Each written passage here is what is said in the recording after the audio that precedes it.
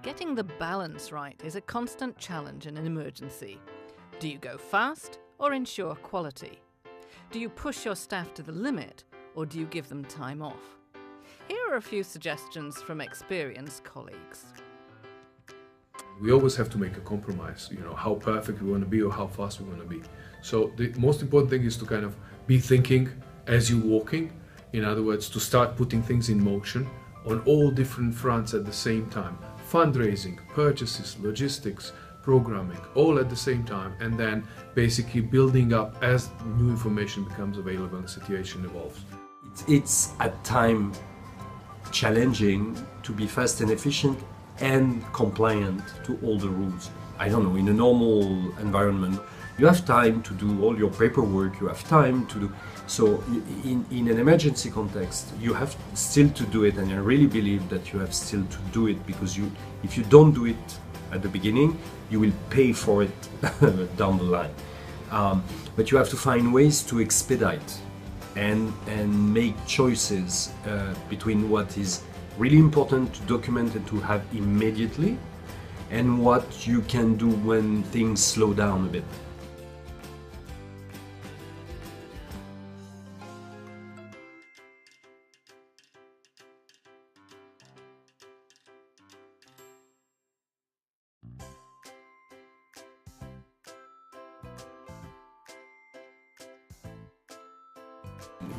In emergency response, everybody is working a lot, under a lot of pressure. So you have all that part of stress for the staff, linked to the situation plus the workload.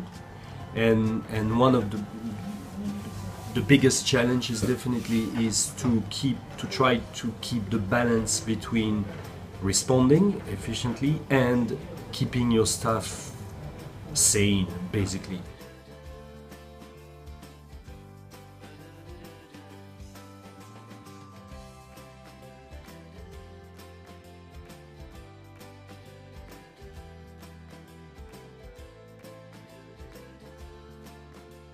Even with the best designed program, you're bound to hit bumps in an emergency, the unexpected challenges that make it difficult to reach your objective. But with some flexibility and creativity, ways around these obstacles can be found. Here are just a few examples. And then we had to deal with this rebel group. This rebel group had their own agenda, which was not in any way related to humanitarian support. Very difficult for us to gain access to people who required support. Very difficult for us to gain access for our food to move.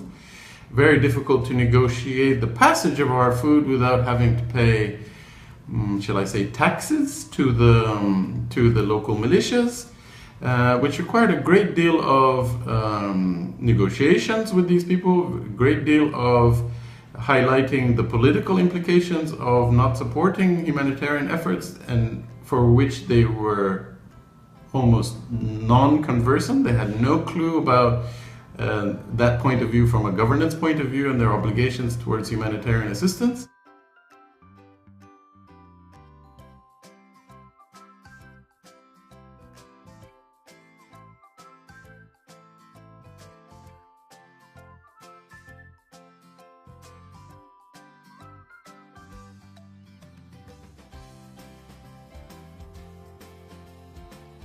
So often people say that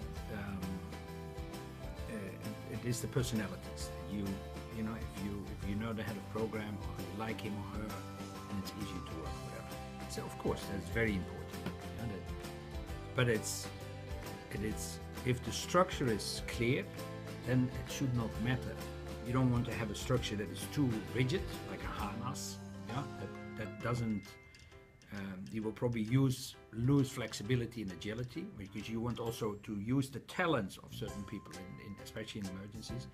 But on the other hand, if the structure is too flat, it leaves too much room for ambiguity, and that will eventually result in clashes. And that's not good for your design, and definitely not good for your response.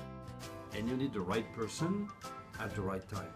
And it's not only a question of technical skills. Some individuals, and here there's no judgment, we are all different, Some individuals are extremely good for the first month because they like the rush, they like the adrenaline, they have to, and it's what they are good at. And some others are not, but will be extremely good to consolidate the operation. Like learning to ride a bike, once you're able to maintain your balance and overcome the bumps along the road, you'll be on your way to leading a successful emergency operation.